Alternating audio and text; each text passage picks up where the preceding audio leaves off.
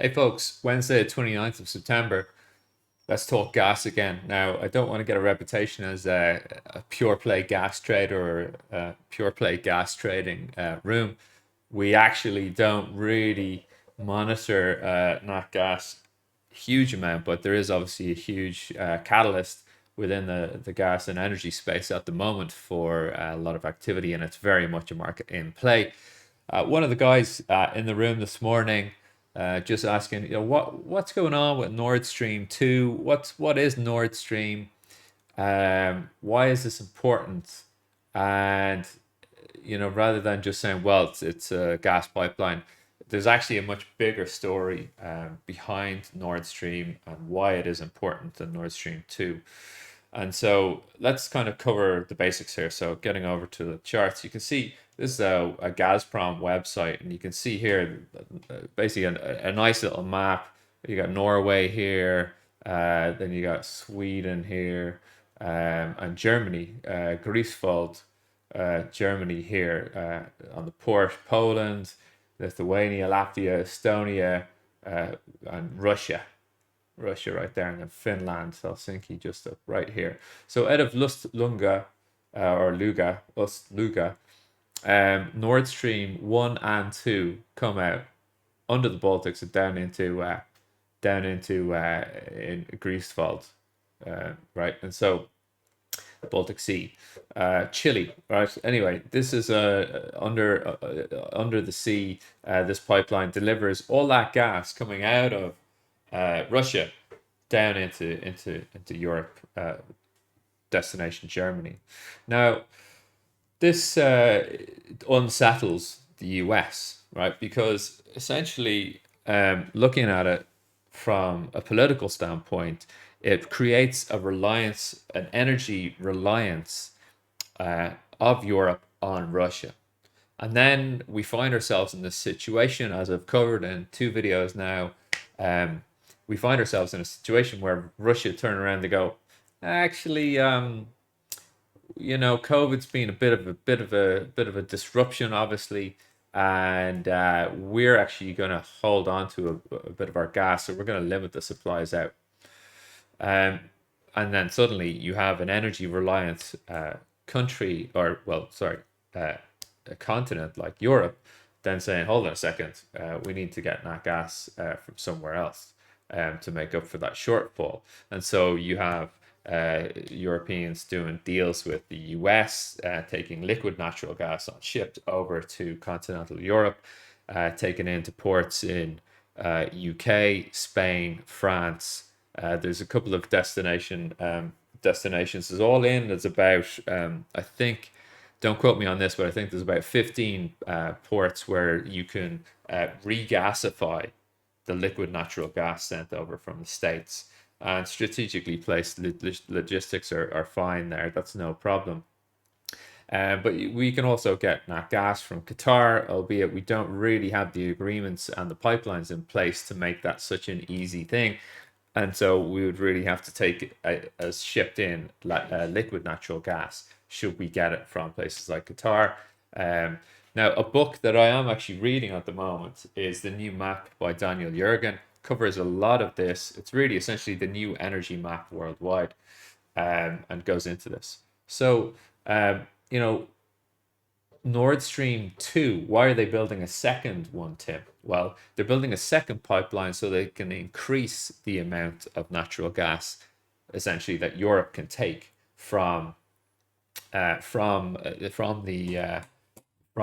Russia, right?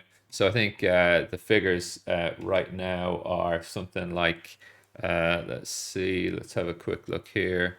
Um, let's have a quick look. German dependence. Yeah, and so Germany, for example, right, is dependent on imports for 98% of its oil and 92% of its gas, right? So this is a huge reliance that we have on importing this energy because we don't drill this stuff in Europe. We don't produce nat gas on land in Europe that much at all. Yes, we have really big oil fields up here in the North Sea. But as much as people would say that they are coming to the end of their life, especially the Brent field, yeah, fine. But there are companies, smaller companies, that have come in and replaced the bigger marquee operators in the North Sea to kind of rework it's called reworking the holes and the drill sites to get that last bit of oil out of those fields.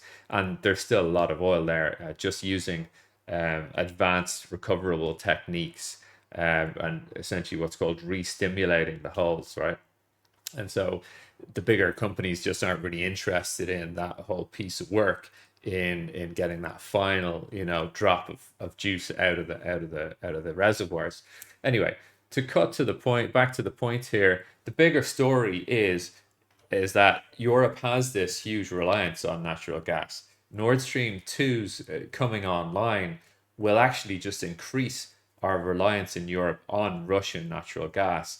Now, one thing that would alleviate the pressures that we've seen over the last while on this situation in nat gas is that we would have the coming online of Nord Stream 2, and that's not really there yet. We don't have that there yet, and it's certainly not going to happen very fast, right? So I'm not looking at this being resolved in the next 6 months really at all. And so just this is why Nord Stream and Nord Stream 2 is important. This is why Russia holding back on exports is important. And, what's important here as well is that the US stand to increase essentially their business by blocking Nord Stream 2. Because if Nord Stream 2 comes online, it all but shuts off the European market to LNG exporters out of the US. Okay, so the US are trying to block Nord Stream 2. They're making it very difficult for the completion of this pipeline. And so now it's kind of all starting to make a little bit more sense. Essentially, some of the US are thinking, well, by Russia creating this reliance on their nat gas to Europeans, it's sort of a proxy for Russian warfare in a way. What if the Russians turn around and said, well, actually, we're cutting all exports of gas through Nord Stream for whatever reason? Well, then you've got a pretty serious geopolitical situation on your hands, right? So we've covered quite a bit on nat gas over the last week and a half. So I think we're gonna cap this all off here with Nord Stream. We may come out with more depending on how the market moves. Let's just have a quick glance over at nat gas, how she's trading. I know it had a huge up move yesterday, about 8% up all in, and then pared back to settle around about 2 or 3% up on the session. Nat gas on the daily. Here we go. Yeah, so you see that big move up yesterday here in nat gas, reaching up into these figures that we haven't actually seen since going way back here. Yeah, we haven't really seen these figures since 2019. Well, actually 2018. 2018 was the last time we traded that 6.030s. Back adjusted, of course, on this chart. So yeah, all right. Listen, hopefully that's informational and interesting, and you could possibly use that within your trading. All right. If you haven't subscribed to the room, please do visit duggancapital.com, and you can get access through there to the Discord chat room. We're here every day, every morning from 8 until 10 a.m. GMT time, and then we go from 1 p.m. through to 4 p.m. GMT as well for the US session. All right. Take care. Bye bye.